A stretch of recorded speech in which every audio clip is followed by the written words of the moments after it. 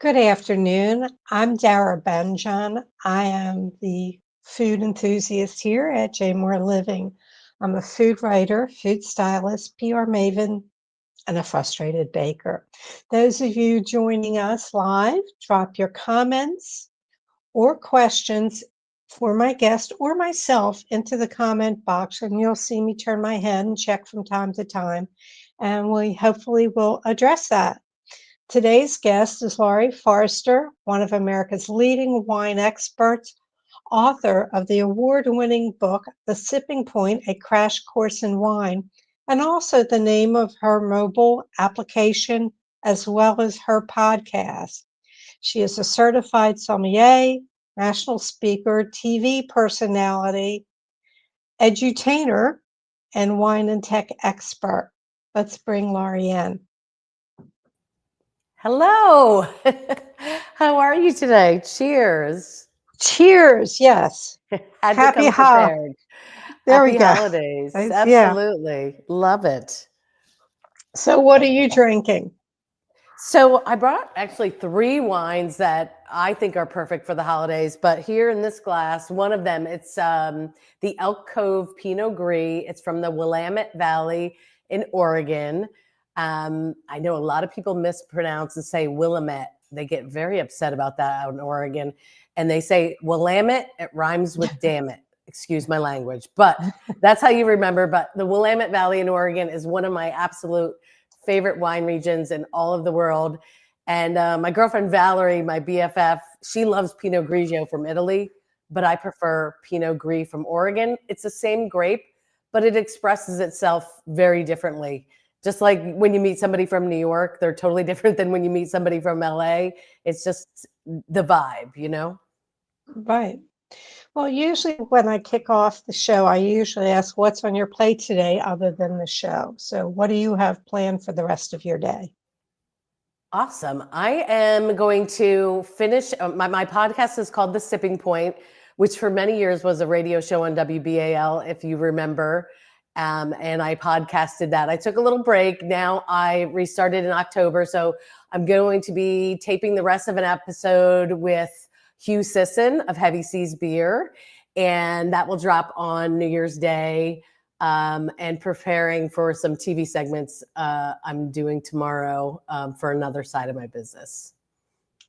Okay. So the Sipping Point, they can find that on on all the streamers, Apple Podcast, you can go to iHeartRadio, Spotify, and then I put the video versions of my interviews on YouTube, and just go to YouTube, The Wine Coach, and you can find it all there.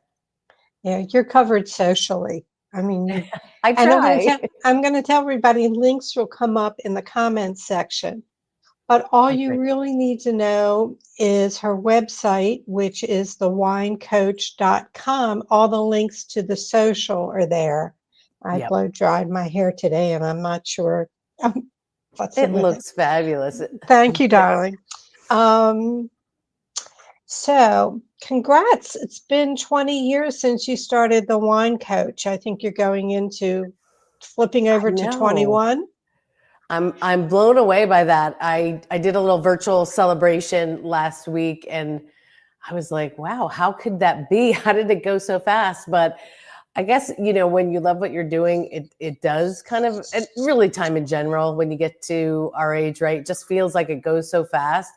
Obviously my business has morphed and changed over the years, but, you know, someone once said, having your own business is like the most expensive exploration and personal development you'll ever take, because you just learn so much when you are the sole one in charge and having to figure it all out. And, you know, if you're a solopreneur, you have some support, but a lot of it is is a solo journey. Right. What was the genesis of your career path? Because I think you started in IT, and then you went into like personal training for people, career training. Yeah. So I was in software sales. I'm a Penn Stater, Go Nittany Lions. We got a big game tomorrow.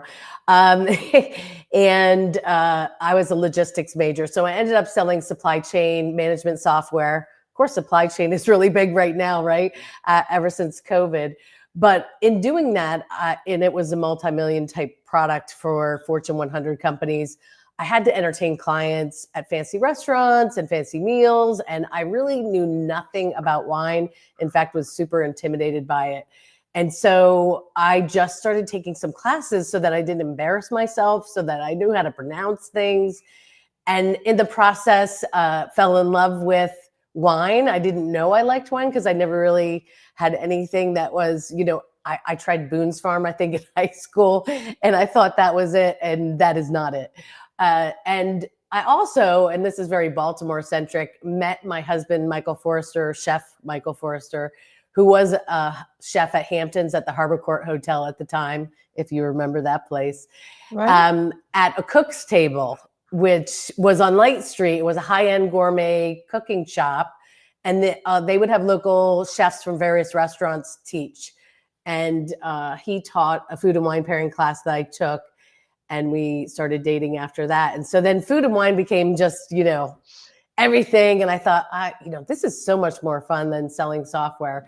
So I quit that job, and I like to joke that now I'm happy and loaded all the time. No, but it seemed like that's where my passion was going, and the time was right, and it worked out for me. So you get certified as a sommelier. Where do you go to get the training? What is the training like? And tell me a bit more about that, because it isn't just you read a book and you can do this. You have to Right. have the nose and the mouth for it. So tell me more. Yeah, so we, after we got engaged, we were both living in Baltimore City. We moved to New York City, and that's where I started my training. Michael worked at a restaurant there with the American Sommelier Association. So it was a 6-month certification process. You're learning all the wine regions of the world, and you're taking a 3-hour exam. It was very, I would say, book centric on that first certification that I did, but we did a ton of tasting. Every region you studied, you're tasting the wines of the region. It was definitely surreal for me because I'm coming from a corporate software IT background. Everybody else is hospitality focused. So that took a little getting used to.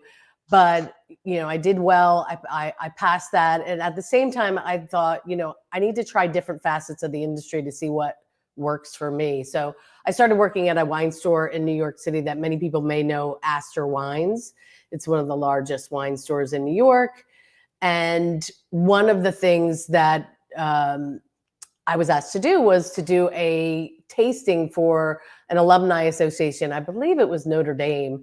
And I remember, being that I came from a sales background and was used to demonstrating our product and selling, it didn't feel uncomfortable to do it. And I actually had a really great time. And I thought, wow, this really feels like this is something that that fits well with me, because, people come in a little unsure, then they start tasting. I always try to use humor. I try to make people comfortable, because I remember how, uncomfortable you can feel. And some people in my industry have attitude. I mean, let's be real. And some people are not always inviting. So I remember that. And I never, ever want anyone to feel that way. And so after that, I was like, I want to do something with this, with the tastings, with the education. But it took me a little while to put it all together. In 2004 is eventually when I did. Right. And and one more thing. When we moved back here to Maryland, I'm based on the Eastern Shore in Easton, and I did my advanced level training with the WSET through the Capital Wine School with Jay Yeomans, who's a master of wine. And so that was an additional certification on top of what I had done in New York, which, again, lots of studying and testing as far as regions, but also testing on your tasting skills.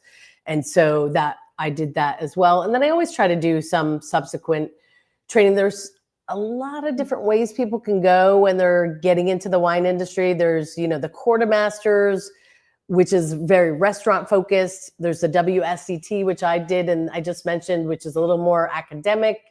And then there's a ton of other ones too.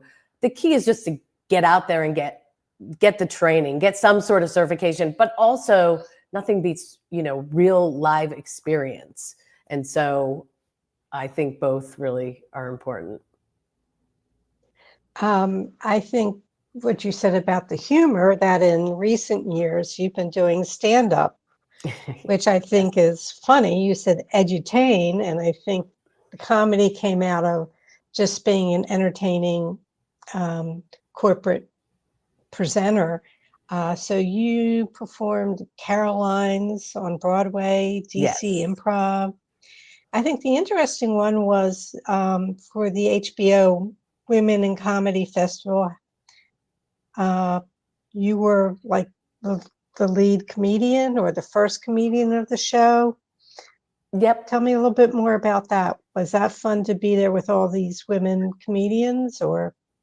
Actually, we had different events all over the Boston area. Oh, okay. And so when I did my stand-up training, it really was just a bucket list thing for me. I always loved Saturday Night Live, and I always thought, wow, that would be just such a thrill to be in the cast. And growing up in New Jersey, since we're always made fun of, I mean, you learn quickly how to, harness sarcasm and quick comebacks. And so that's just kind of part of our thing. But I always thought, that would be really amazing. And so there's a class you can take at the DC Improv. I think it's called 5 Minutes to Funny. And it's several classes. They teach you about joke writing, about performing, and then your graduation is performing a 5-minute set in front of a live audience. And so one of the things they teach you is your real life is the funniest thing going, which is true. We all, any of us who make fun of ourselves know that there's so much humor, and that can get you through a lot of hard times as well. That's usually my inclination if something's going wrong, is there's got to be something funny in here. So my set was all about being in the wine industry and married to a chef and what my daughter's teachers think I do for a living. And it definitely was surreal. It is so scary to go out there, even as much as I've presented and done tastings and all those things. It's a whole different thing. It's like walking out on stage naked, basically, because you just have no idea if anybody's going to laugh, if they're going to get it. You think it's funny, and maybe your family and friends, but who knows, everyone else. So it went pretty well. And I started chatting with someone, and they said, you really should do a one-woman show, put together some of your comedy with some games and wine tasting, and just like amp up a wine tasting to another level. Because, people want to learn, but they also come to be entertained. And sometimes, maybe the husband is drugged to the wine tasting and he really doesn't care about the wine tasting. But if he can make it fun, then he's going to enjoy it too. So that's what I did in Boston. At one of the locations, I was the headliner, and I did my one-woman show. It's called Something to Wine About. Always have something to wine about. And we just had a blast doing, we taste wine, there's jokes, there's games. It's just, and I've done it all around the country now, city winery locations in many cities and lots of other places. I think there was something about your daughter drew a picture for school. And what I do, what my husband and I do for a living. And it was my husband with a big bloody knife and me drinking wine straight from a Magnum. So the nuns loved it. I got to tell you, they really thought it was beautiful. But yeah, it's just, it's just the silliness of life that you probably have too. So maybe you should do a little stand-up.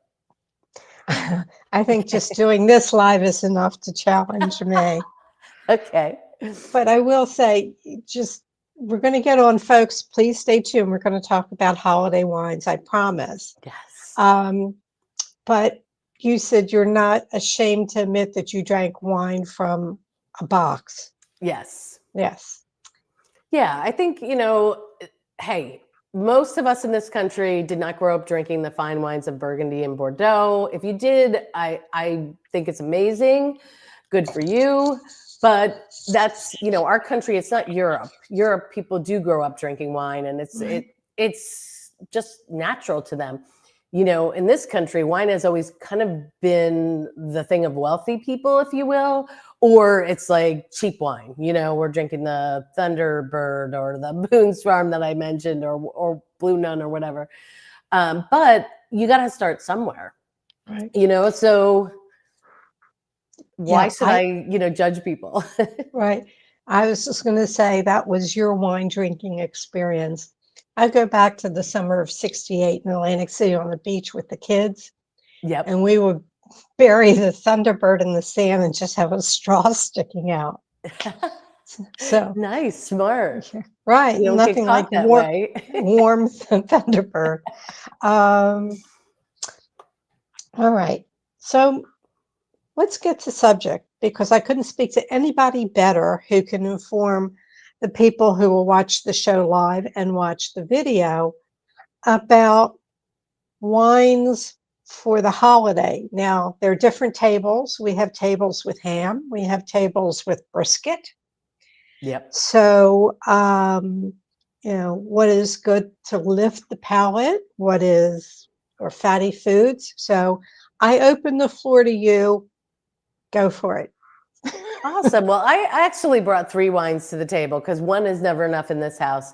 I don't know about yours, but I love that you're drinking a cava because I think that's such a great value for a sparkling wine around the holidays. But there's many brands out there, Ramon Canals, Debone, that are very reasonable. I don't know what you brought. What did we bring? Oh, you got the Debone. I There have you the go. Dimone. Yes. Move it over a little bit. Yeah, I love that one, and it's very reasonable, and I buy that one myself. So perfect. And we did not coordinate, people. She did that No. on her own. I brought to the table. It's a little bit more. This would be about around $26 retail. It's the Scharfenberger. It's from California, from Mendocino, California. And Michael Scharfenberger started the winery in the 80s. It's now part of a champagne house since it's been purchased, but it is giving you that champagne fix for a lot less money, right? Because your starter champagnes are $45, $50 basically at this point. But it's using Chardonnay and Pinot Noir, which are 2 of the main grapes of Champagne. It's made in the same method as Champagne. We call it method traditionnel. So if you see that on the bottle, you know it's made by the same method. And it just has that, obviously the citrus, the apple notes, but that bready yeastiness you get from Champagne, it gives you also that lovely warmth. And Champagne is great with obviously all hors d'oeuvres, but also just fun foods. Like it doesn't have to be caviar, people. It could be buttered popcorn. It could be French fries, anything fried chicken, and Champagne is amazing. So if you are exhausted and you don't feel like cooking, get some Rofo chicken and some Scharfenberger bubbly. But if you want a bubbly, maybe, holidays or even New Year's, Scharfenberger is one that I highly recommend and I like to have on hand. If you're looking for something a little less money, I am a huge fan of the Gruet, Gruet, and you'll usually find that around $17, $18. Gruet is a family from Champagne that moved to New Mexico, believe it or not, and they make great sparkling wine out of New Mexico in the Truth or Consequence area. So that's my first pick, and I love that you brought a bubbly to the table. I Is that think your that's great go-to? I think bubbly, when I do dinners, I like to have bubbly, either an Asti or this, something bubbly, Yes. semi-dry. Sets the I have, mood. and I have, little picky foods on the table because I never know when the roast is really going to be done. So I want people to eat, and it's fun. Right. It's really fun. I do have a question that came up. Yeah. Have you ever explored Georgian wines? Do you have any preferences, recommendations? Wines from the country of Georgia? Right. Yes, I have not tasted any. I know they're up and coming, but hard to find. And I know that, that's maybe something we're going to see. Maybe a trend for 2025 is seeing more of these, sort of lesser known regions like that getting more here in the country. But no, I have not had any. I would love to try. So if you're a distributor, hit me up, and I'd love to have you on the Sipping Point and learn a little bit more about them. But a lot of these countries were just decimated because of politics and wars and things like that. But they are regions that can make really amazing wines, and Croatia, other places. And so I think we're going to see a resurgence. We're going to see things in the marketplace that we haven't seen for a long time.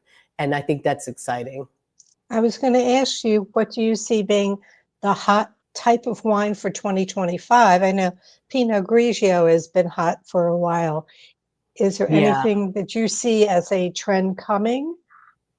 Well, I think we're going to continue to see more focus on natural wines, and even focus on, there are really very few wine labeling laws. So it's hard to know how many calories are in there, even if they're natural, what things might be added to the wine, because there are coloring agents that can be added, and fake acids and tannins.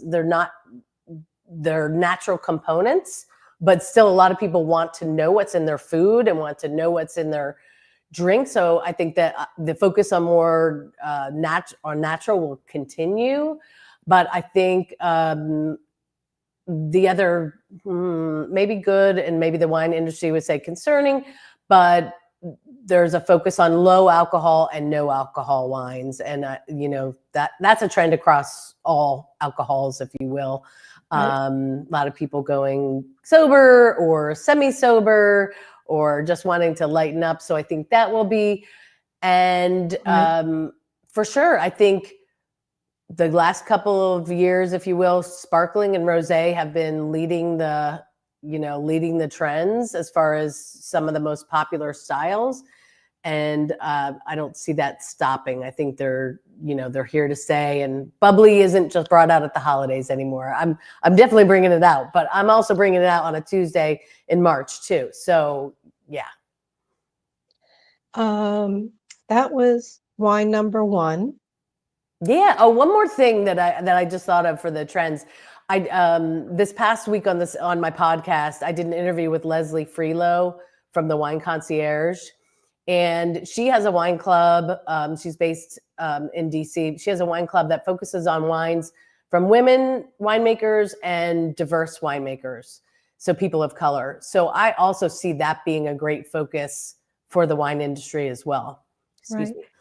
I actually have Rachel Lowe, who's going to be on.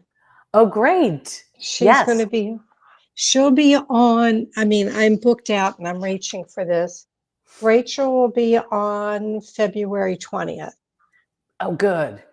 Yeah. And I think that's just, that whole reckoning came in 2020 where, and I was telling her, I thought for years, like, when I go to wine tastings, don't I see, more diverse population there? And so I think it's great that lots more people are trying to make, an avenue for people to feel comfortable to come into the fold, and other people like them are going to be there, and that, there's a focus. So I think that's great. Okay. My second wine is the Elk Cove from the Pinot Gris, not Pinot Grigio, but it is the same grape, from the Willamette Valley in Oregon. I'm a huge fan of Pinot Gris. The reason why I like it better than Pinot Grigio, it has more intensity on the fruit. You've got some citrus, you've got some stone fruit, really crisp acidity, but not so much the lemon lime profile that Pinot Grigio seems to stick with. But I think this just gives you more. By the way, I love the screw cap. It's not social suicide, people. It's totally fine for your everyday drinking wines.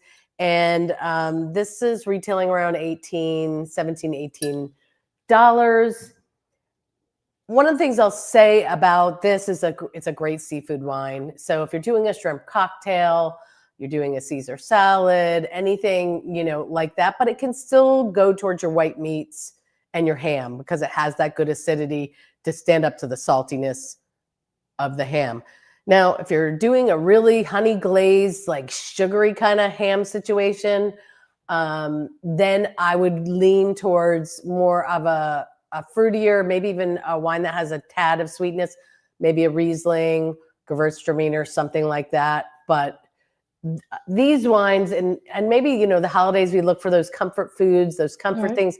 These are my comfort wines. Like, these are the types of wines that I just think are great and will appeal to a lot of different people. All right. Number 3. I wish you could taste it with me Well, virtually. maybe another day, another time. Yes, I know. All right, and then this is my third. It comes from Saint Côme. It is a Côte de Rhône from the Rhône Valley in France. Now, typically, Côte de Rhône is a blend of the Rhône red varietals: Syrah, Grenache, Mourvèdre. There's many, but the family here at the estate like to do 100% Syrah. So it is Syrah, Shiraz, however you want to say it. That is the same grape. It's got just a nice smoothness to it, really nice black and red fruit intensity. It's got some tannin, that dry astringency you get. I decorated it for the holiday. I It's noticed. I got, noticed. it's got some dry, a little bit of that tannin, but not too much. So if you're having a party, this is a wine that is across the board is going to, you know, be accepted. It's going to go with your ham. It's going to go with your brisket and things in between. But if you're doing the brisket, you could go even bigger, right? You could go to a Cabernet Sauvignon. You could go to a Petite Syrah if you like a bigger, grippier red wine. I just think this is just such a great mid-range. It's about $20. I found it. So everything, okay, everything's under $26 and under here, which I feel is a nice sweet spot. You don't have to spend $50, $100 to get a nice grouping of wine for your holidays. And time and time again, anything from St. Côme, this estate has been around since the 1700s. Really? You know, yeah, it's amazing. And anything they make, I will pick up, and I know it's going to be great. You know, when I go to people's homes and, you know, we talk about hostess gifts, entertaining, Yeah. something that isn't too expensive, but it's nice. Mhm. Are we back to, like, you know, the little Osties or the Cava or anything else? I think the cava is a great pick. It's a little bit drier than your Asti or your Prosecco's. It's great for a New Year's toast. So even like I said, you know, if you're bringing a bottle of bubbly, I don't think it's going to go to waste, because even if that person says, you know, bubbly's not my thing, it's easily regifted this time of year. So, you know what I mean? But I think for New Year's, everybody wants to have a bottle of bubbly just for that, you know, ball drop moment. And so I think that's a great one. But of course, if you know the person and you know them well, then you can get more custom, you know, with what you give them. And that makes sense. You know, if they're, you know, hardcore red drinker and always drinking California cabs, you have a direction. But I think if you don't know, I think a sparkling wine is a great way to go. And I don't think you're going to go wrong there. But Right. also there's some cool accessories. I brought a couple accessories I'm going to show you. But just a Okay. little tip on this St. Côme, the red that I picked. And sorry, I got some little drips there. But the importer is Winebow, which I absolutely adore. They have a great portfolio. And that's it's a little shortcut for you when you're at the wine store and you don't know. If you get to know some of the importers, they're the ones that bring the wines into this country. They're basically the buyers that are scouring these countries for the best wines. And some of them have, you know, like there's probably an importer to Georgia wines that's all they specialize in. And you get to know which ones you like their wines, which ones are really great. Winebow is amazing. Kermit Lynch, Italian Mark de Grazia. There's all these different importers, but you turn the bottle around and you're like, oh, and you'll notice maybe that you're kind of gravitating towards that same importer, and it's sort of a little shortcut. Okay. Yeah. In watching some of your videos, one of the things I thought was very interesting.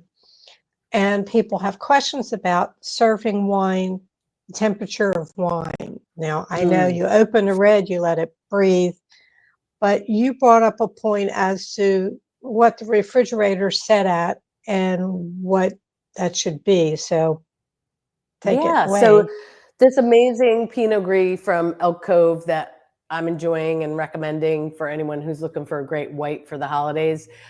You want to serve this around 45 to 50 degrees. Now, your kitchen refrigerator is probably at 39.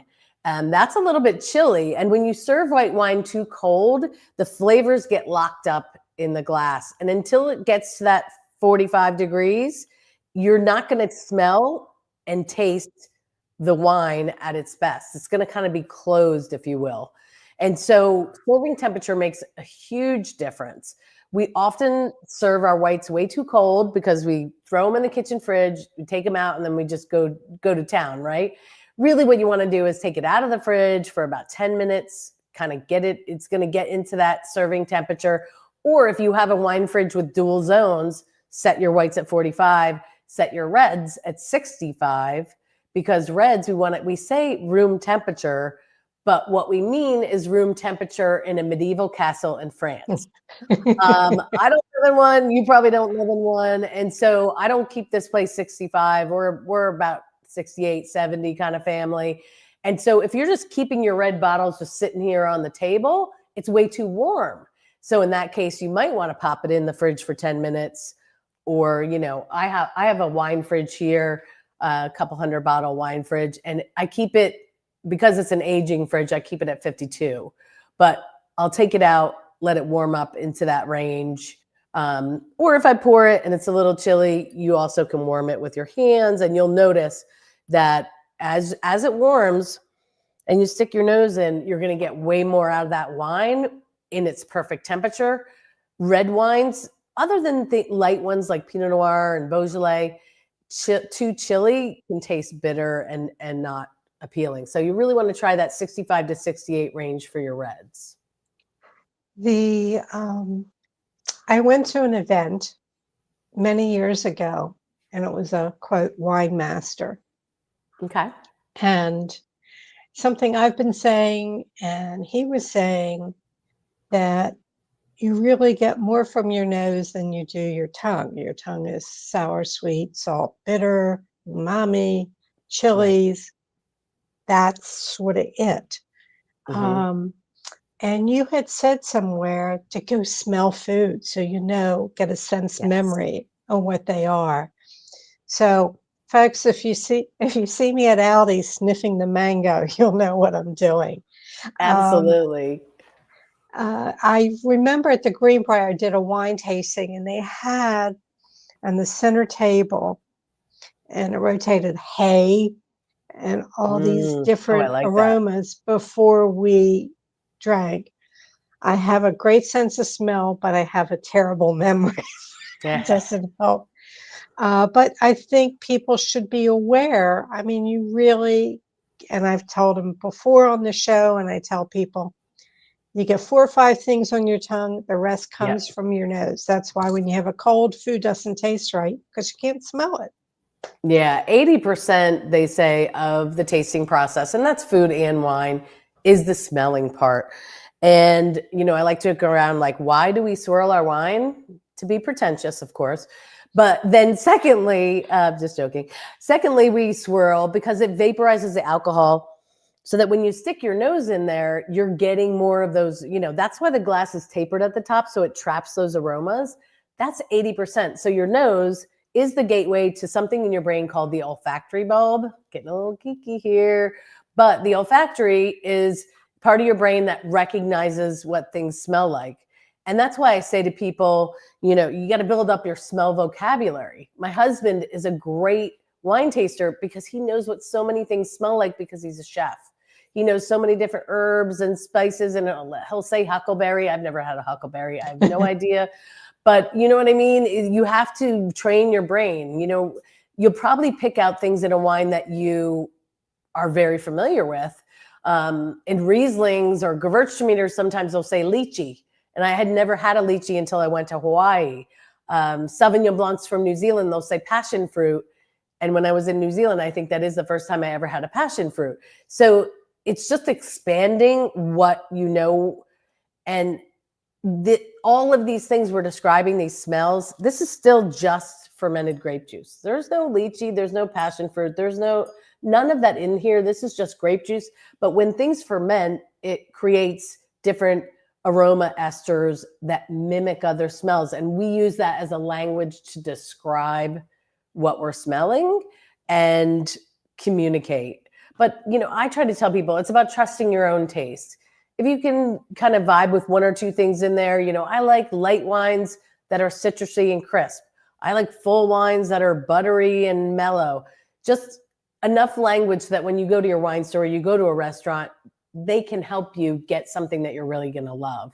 That's that's the main reason why the layperson, the everyday drinker would want to learn that. We can get real geeky with our wine tasting descriptions and all that stuff, and people don't need to do that. But you do want to know that you're going to get something that you really enjoy drinking, and the language is our way of helping you get there.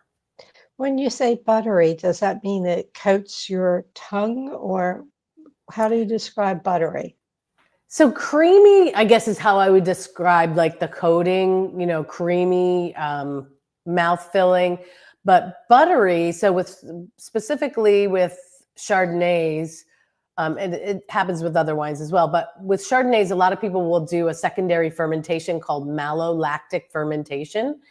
And malic acid is what you have in Granny Smith apples. It's a tart, sharp acid. I love Granny Smiths and I love acid. And lactic acid, it's what is in yogurt. So creamy and smooth. So when you do this secondary fermentation, it converts those hard acids to soft acids, right? So it makes that wine creamier and softer on the palate. But there's a byproduct of that process called diacetyl. And diacetyl is what they use for butter flavoring for popcorn. It actually smells like butter. So it's actually the smell of butter. Yep. Okay. I've taken so many wine courses, but I don't retain it, and I barely drink. I'll do, some bubbly, and that's about it. I'm so the type you of can have both in your wine, creamy and buttery. 2 for 1. It's a twofer. There you go. Right.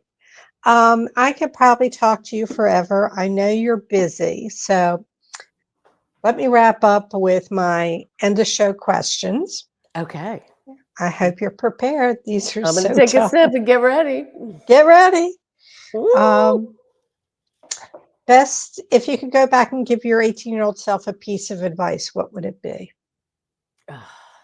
That's so hard. Probably just not caring about what other people think as much as I did, and probably many of us did at that age, just really doing what you want to do and not being swayed by what other people want you to do. Yep. Okay. What's the best bite you've had all week? Oh, wow.